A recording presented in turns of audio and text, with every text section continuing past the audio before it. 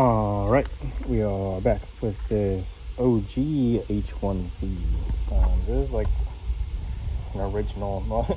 I didn't put the lock tab back up yet for this, just in case they gotta adjust it, because running these things up on the non-intercooled is kind of a task on its own. Did put the lock tabs back on the center cartridge though. It was kind of cool. The very early ones have these, because I did this one and a WH1C at the same time, so kind of neat seeing the differences between them.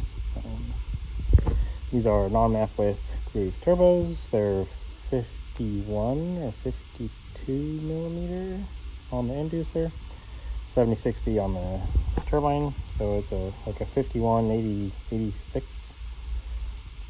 and then 70-60 on turbine on this guy. So all six from way back in the day are still, there's actually surprisingly a bit more off than I would think.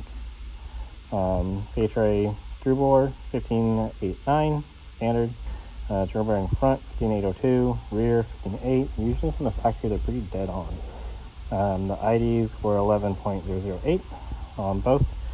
Shaft OD surprisingly 10.971, so it's actually up 001 compared to normal. Not that makes a difference at all, but it is interesting. Thrust clearance, this one was actually surprisingly tight. If anything, I loosened it up a tiny bit, not on purpose. I went from the factory thrust bearing to an HX style thrust bearing, so it was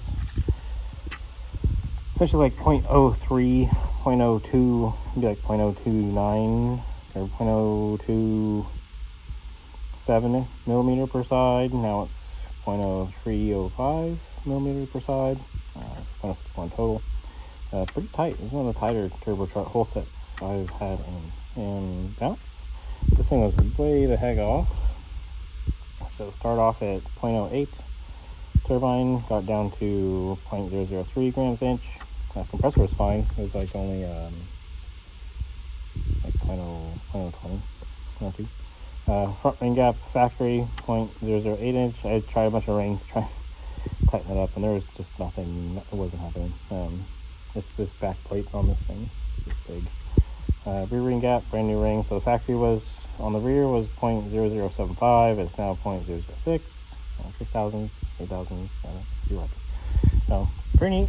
This old thing, there was not really anything wrong. It's just dirty and old. It's seen a lot. So it's all back together and good to rock and roll. So thank you. Have a good one. Bye.